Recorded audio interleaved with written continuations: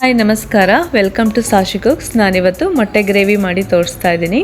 ಬನ್ನಿ ನೋಡೋಣ. ಮೊದಲಿಗೆ ನಾನಿಲ್ಲಿ 5 ಎಗ್ಗನ್ನು ಈ ಥರ ಬಾಯ್ಲ್ ಮಾಡಿ ಇಟ್ಕೊಂಡಿದ್ದೀನಿ.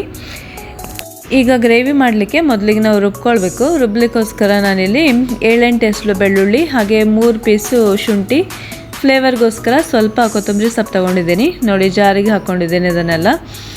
ಇದಕ್ಕೇ ಒಂದು ಸ್ಪೂನು 1 ಟೀ ಸ್ಪೂನು ಇದು ಸೋಂಪು ತೊಗೊಂಡಿದ್ದೀನಿ. ಹಾಗೆಯೇ ಒಂದು ಅರ್ಧ ಟೀ ಸ್ಪೂನು ಕಾಳುಮೆಣಸು ತೊಗೊಂಡಿದ್ದೀನಿ.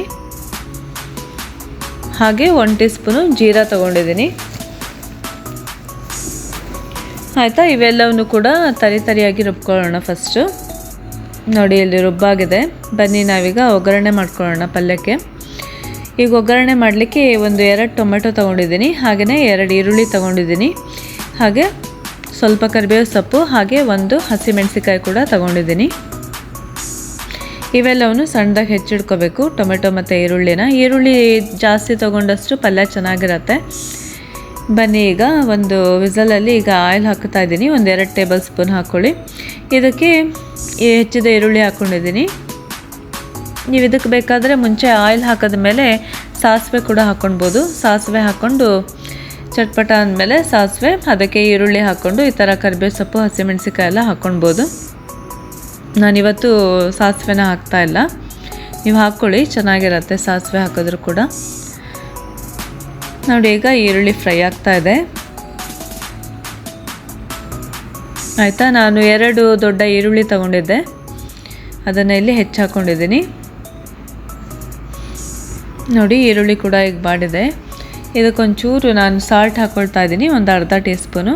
ಹಾಗೆಯೇ ಇದಕ್ಕೆ ರುಬ್ಬಿದ್ದು ಮಸಾಲೆ ಇತ್ತಲ್ಲ, ಅದನ್ನು ಹಾಕ್ತಾಯಿದ್ದೀನಿ.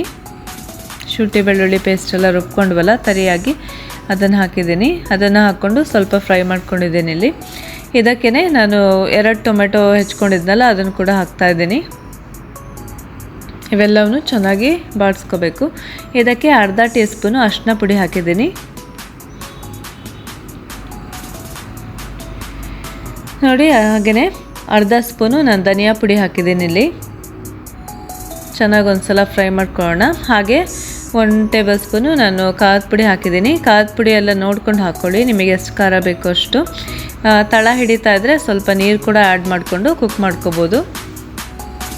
ನೋಡಿ, ನಿಮಗೆ ಗ್ರೇವಿ ತಿಕ್ಕಾಗಬೇಕು ಅಥವಾ ಗ್ರೇವಿ ಗಟ್ಟಿಯಾಗಿರಬೇಕು, ನಿಮಗೆ ಯಾವ ಥರ ಬೇಕೋ ಆ ರೀತಿ ಮಾಡ್ಕೋಬೋದು ಇದನ್ನು. ಹಾಗೆಯೇ ನಾನಿಲ್ಲಿ 1 ಟೀ ಸ್ಪೂನು ಉಪ್ಪನ್ನು ಕೂಡ ಹಾಕ್ತಾಯಿದ್ದೀನಿ ಗ್ರೇವಿಗೆ.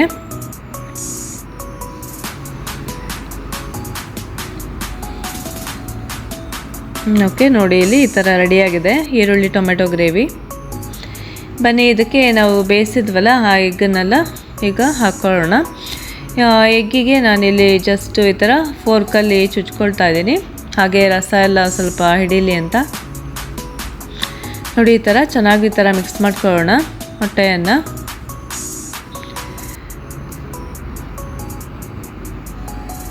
ಹಾಗೆ ಇದಕ್ಕೆ 1/4 ಟೀ ಸ್ಪೂನು ಗರಂ ಮಸಾಲ ಪುಡಿನ ಹಾಕ್ತಾಯಿದ್ದೀನಿ. ಚೆನ್ನಾಗಿ ಒಂದು ಮಿಕ್ಸ್ ಕೊಡಿ. ಈ ಮೊಟ್ಟೆ ಪಲ್ಯ ತುಂಬಾ ಚೆನ್ನಾಗಿರುತ್ತೆ, ನೀವು ಕೂಡ ಮಾಡಿ ನೋಡಿ. ಇದಕ್ಕೆ 1 ಟೀ ಸ್ಪೂನು ನಾನು ತುಪ್ಪ ಕೂಡ ಆ್ಯಡ್ ಮಾಡ್ತಾಯಿದ್ದೀನಿ.